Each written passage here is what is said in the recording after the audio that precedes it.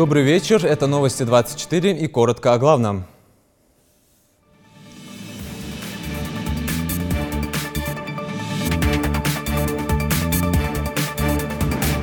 Национальные ритмы, поздравления и награждения юбилейными медалями. В Москве красочно отметили 25-летие Ингушетии.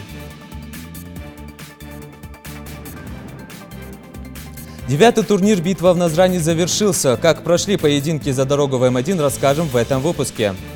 Школьник из Ингушетии Моусер Зангиев прошел в полуфинал интеллектуальной олимпиады «Умницы и умники».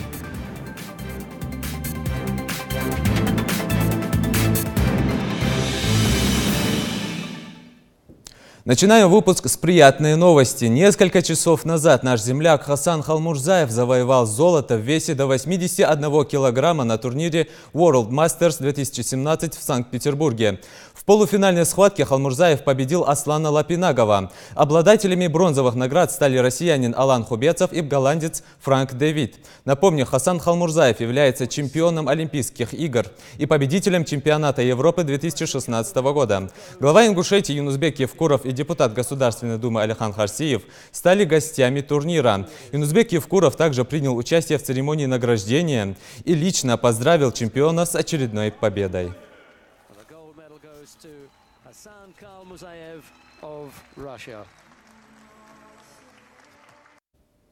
В Москве состоялась встреча Юнузбека Евкурова с ингушской общиной. Событие которого ожидали все наши соотечественники, было приурочено к 25-летию Ингушетии. В мероприятии, организованном постпредством республики, приняли участие порядка 250 человек. Среди них были депутаты и сенаторы от Ингушетии, члены правительства республики, религиозные и общественные деятели.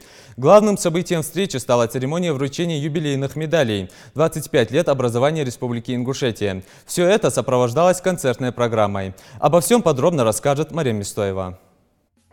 Постоянное представительство Ингушетии в Москве провело масштабную встречу с ингушской общиной столицы, приуроченную к 25-летию республики. В мероприятии принял участие и глава региона Юнузбек Евкуров. По его словам, это хороший повод, чтобы собраться всем вместе и пообщаться в неформальной обстановке. Давайте общаться вообще, разговаривать, видеть друг друга. И этим только можно еще больше укрепить нашу общественность, наше понимание, в том числе жизнь. Также руководитель субъекта принял решение сделать такие встречи традиционными и рекомендовал ингушским общинам в регионах и за рубежом проводить подобные мероприятия. Для каждого участника вечера такие встречи – возможность поддерживать связь с соотечественниками, делиться друг с другом достижениями и проблемами. Я рад, что меня пригласили. И за раз столько ингушей я не видел вместе. Поэтому, что хочу сказать, идеи, наверное, подали, но все-таки решение, наверное, принимал глава. И мне приятно, что это мероприятие состоялось. Я с восхищением смотрю на людей, которые действительно нуждаются в общении. И в общении вместе. А для человека, который не живет на родине около 40 лет, вот такие мероприятия необходимы. Честно говоря, искренне хочу сказать добрые слова и главе, и представительству Ингушетии в Москве при президенте. Я приятно удивлен, что у нас здесь военные, очень красивые люди. И я радуюсь этому, потому что присуще всегда было моему роду, да и в целом ингушам, служить Отечеству, Родине. Это очень похвально. Во встрече приняли участие порядка 250 человек. Среди них были депутаты и сенаторы от Ингушетии, члены правительства республики, религиозные и общественные деятели, судьи и военнослужащие. А главным событием встречи стала церемония вручения юбилейных медалей 25 лет образования Республики Ингушетия.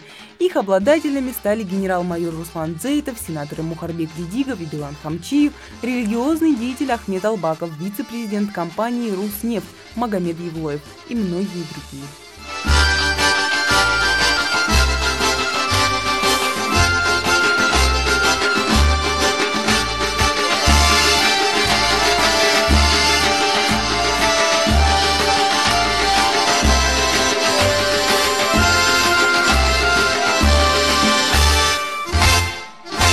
В ходе вечера гостям был показан и фильм, созданный к 25-летию республики. К гостям вечера обратился заместитель председателя правительства Ингушетии, постоянный представитель Ингушетии в Москве Алихан Цычоев.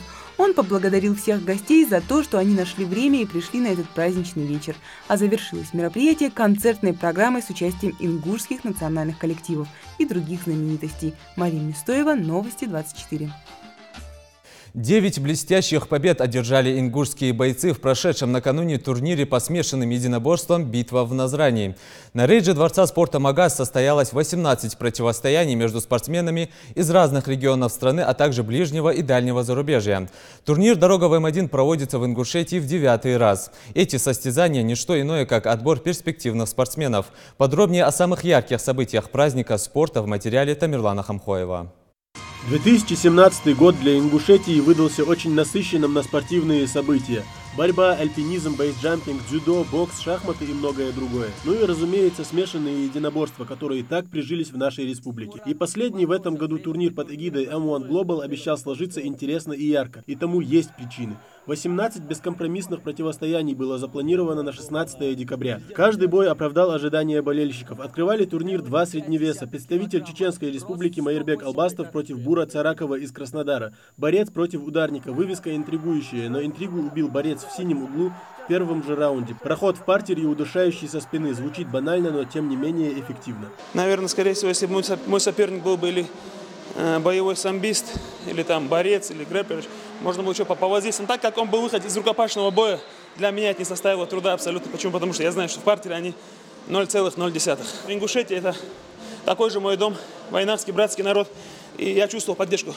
Первый бой позади, груз ответственности сброшен. Теперь бойцы чувствуют себя гораздо раскованнее. Василий Бабинцев против Магомеда Картоева. Дебютант в лиге М1, 19-летний Василий планировал удивить соперников в стойке, несмотря на то, что Магомед – кандидат в мастера спорта по боксу. Планом спортсмена из Москвы в этот вечер не суждено было осуществиться. Техническим нокаутом в первом же раунде Магомед снял все вопросы о фаворите этой пары. Победа за ингушским спортсменом. Я планировал 2 раунда бой. Я вообще не планировал так. Тем более у меня травма была. Я так получилось, так. Но я очень подошел серьезно к этому бою. Конечно, я подготовился. Весогонка была у меня серьезная. Примерно 13-4 килограмма я тоже скинул. Дворец спорта «Магаз» просто идеальное место для проведения турниров по ММА. Отличный обзор, превосходная акустика и большая вместимость зала позволяют оправдать ожидания даже самого взыскательного поклонника смешанных боевых единоборств. С каждым турниром в Ингушетию приезжает все больше гостей поддержать своих бойцов и посмотреть на красивые бои. Честно, мы уже не первый год тут. Наши ребята тоже тут выступали. Нам реально очень нравится. И мы намерены продолжать тут выступать. Иншаллах, будем болеть за наших братьев. Здесь тот раз тоже мы были здесь, когда у вас в прошлом году было. Нам это понравилось, турнир очень сильный, хороший турнир, в организационном плане. И то, что здесь атмосфера, это все нам нравится. Из-за этого мы чисто братский народ, это Ингушетия, и поддержать этот турнир, вот так для этого и приехали. Очередной бой в среднем весе, но здесь уже ребята поопытнее. Не сказать, что за плечами Бекхана Манкиева и Александра Мамонова десятки поединков, но что такое вкус победы в рейдже, они знают не понаслышке. Спортсмен из Москвы очень неплохой ударник, что он и попробовал продемонстрировать с первых же секунд поединка. Другое дело, что Бекхан вышел в рейдж не отбывать номер, а оказанное им сопротивление Александра очень даже удивило. Вплоть до технического нокаута от ингушского бойца. Череда досрочных побед в этот вечер продолжалась. Вот соперника дали мне. Один снялся, второй снялся, третьего дали. Я посмотрел, как он. Он боксом занимался, я знал, что он в стойке работает. И я подумал, сразу переведу его в партер и добью или болевой, или удушаю что-нибудь. Ощущение не объяснить, если самому попробовать выйти на рейдж. Ощущение такое, не знаю, как объяснить. Если самому человеку не выйти на рейдж и показать. Больше всего в этот вечер было представлено спортсменов средней весовой категории. Максим Давыдов сошелся в очередном бою с камерунцем Ибрахимом Кейта. Максим уже знает, каково это – одерживать победу в Ингушетии. Он участвовал в битве в Назрани. Вот и сегодня Максим планировал улучшить свой рекорд в 3 победы без поражений, а Ибрахим с первых же секунд постарался этого не допустить. Попытка перевода в партер сразу после рукопожатия от камерунского спортсмена успехом не увенчалась. Более того, Ибрахим сам не понял, как попался на болевой. Зато Максим сделал вывод, что расслабляться нельзя ни на секунду. секунду, как и его оппонент, впрочем. Я снова на вашей гостеприимной земле уже как домой приезжаю. Хочу поздравить своего младшего братишку Хамзата Далгиева с завоеванием пояса.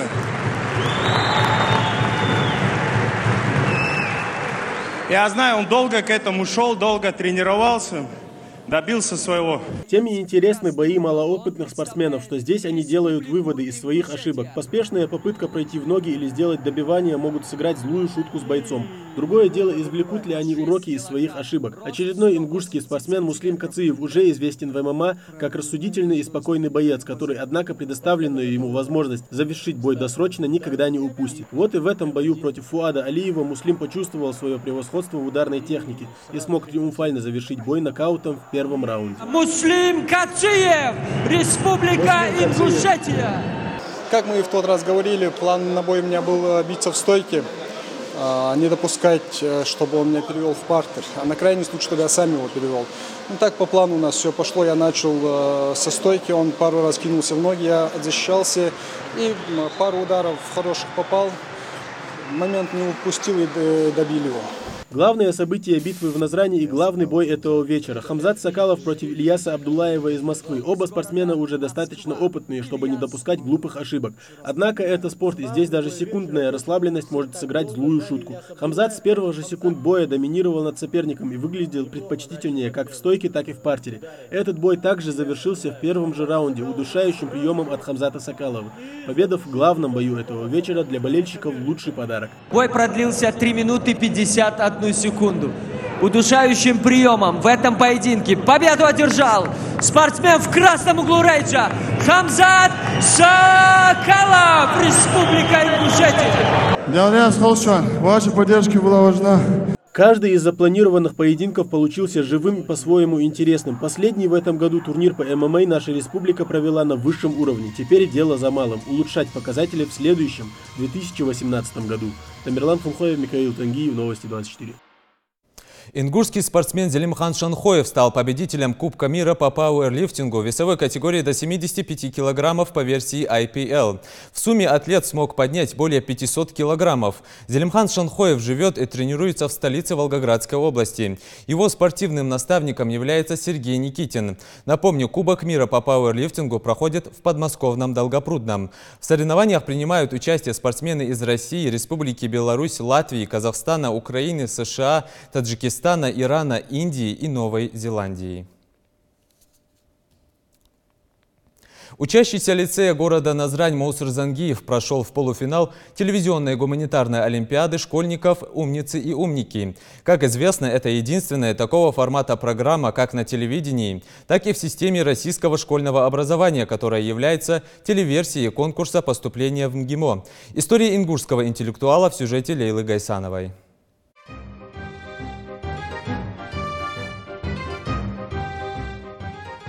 Самые широкие области гуманитарных знаний – всемирная история, обществознание, мировая литература, культура, география, политология, дипломатия. Каждый выпуск «Умников и умниц» обычно посвящен определенной теме. Лицеисту Моусеру Зангиеву, который увлекается мировой историей, пройти отборочный тур передачи оказалось несложно. Просто повезло мне с темами, и были и те еще, которые готовились еще с лета на эти темы, потому что в региональном отборе им попалась такая тема. Я ответил на третий вопрос, досрочно выбрал на своей дорожке, там 4 этапа на зеленой дорожке, и прошел таким образом в полуфинал. При этом его соперники допустили ошибки.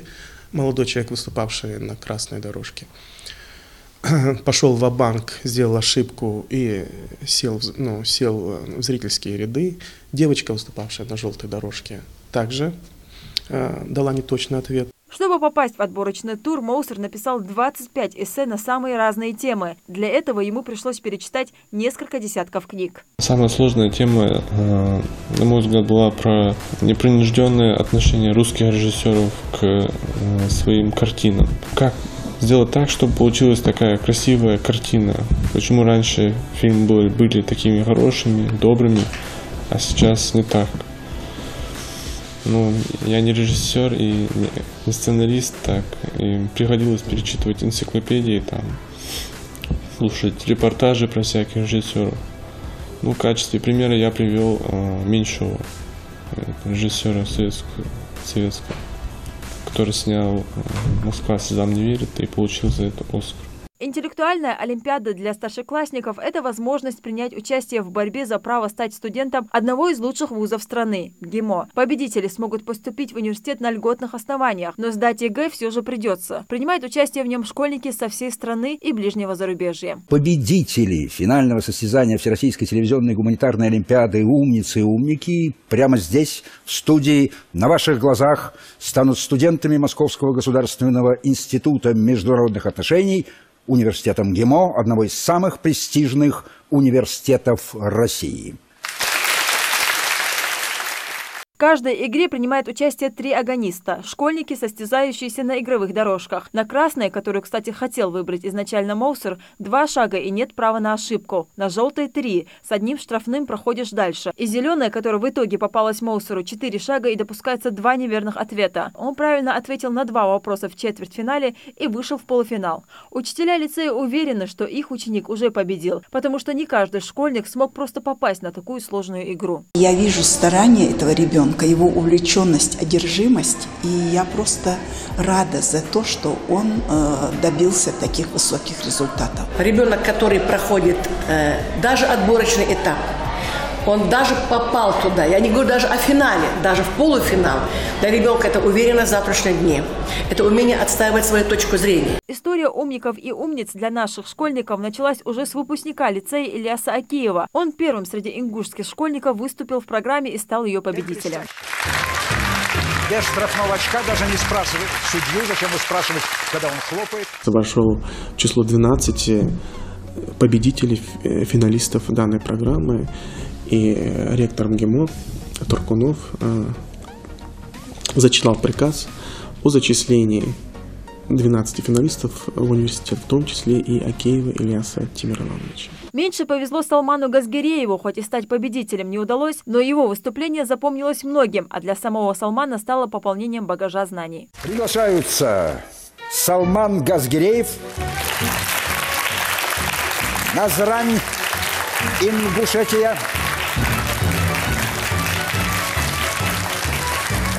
«Умницы и умники» дала мне очень многое. Я расширил свой кругозор, знаю теперь просто все творчество Хемингуэя, чем он дышал, чем он жил, что он сказал, вставая утром своей жене и так далее, прям в подробностях. Я на самом деле благодарен тому, что меня туда пригласили и тому, что я получил такие знания. Все участники из Ингушетии попали на программу путем прямых писем, так как регионального этапа у нас нет. Но наставники умников и умниц надеются, что в нашем регионе он все же появится, и ученикам не придется подолгу ждать писем от организаторов. Ну а программу, в которой принимал участие Моусер Зангиев, зрители смогут посмотреть в эфире Первого канала в январе, а полуфинал пройдет 14 февраля. Лейла Гайсанова, Адам Далаков, Новости 24. Совет Федерации одобрил закон об электронном сертификате на материнский капитал. Принятие документа позволит обеспечить возможность получения сертификата на мат-капитал в форме электронного документа.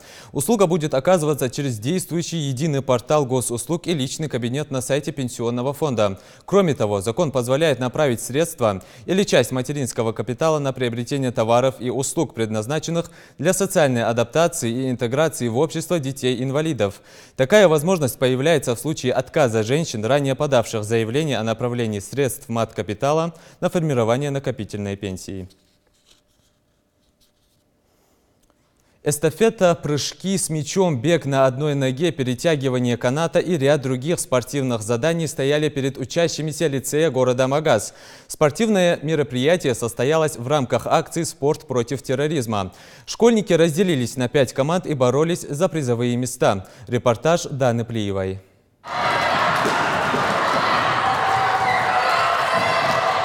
Нон-стоп, Нарт, Эрзи, Беркут, The Best и Топчик. 6 команд с оригинальными названиями, в каждой из которых по 6 участников. Состязуются 8 и 9 классы. Впереди ребят ждут 7 спортивных эстафет и первое испытание – челночный бег. Пожалуй, самым сложным состязанием во всей эстафете для ребят оказалось второе. Это стало ясно еще до начала конкурса. Тренеры заранее начали расставлять дорожные конусы, раскладывать маты и обручи, а участникам раздали мячи. Болельщики в недоумении, что ждет впереди. А там, как оказалось, настоящая полоса препятствий, с которой, как ни странно, неплохо справляются как мальчики, так и девочки. А вот эта картина многим скорее напоминает кадры из фантастических фильмов про нашествие гигантских пауков. Следом за этим состязанием прыжки с мячом и бег на одной ноге. Кто-то даже подскальзывается на полу и падает. Но речевки и радостные крики болельщиков придают силы, чтобы подниматься снова и снова. Их азарт невольно передается и тренерам. Ахмед Киев активно готовил ребят к спортивной эстафете. Каждое занятие – большая польза для учащихся. Человек в любом случае должен быть чем-то занятым. Мне понравилось. Вроде самому я вошел в этот азарт, получил большое удовольствие. Позади уже 6 спортивных состязаний из 7, а ребята даже не думают уставать. Впрочем, завершающее перетягивание каната требует немало сил. В зале перекликаются голоса болельщиков, в первых рядах которых тренеры и родители.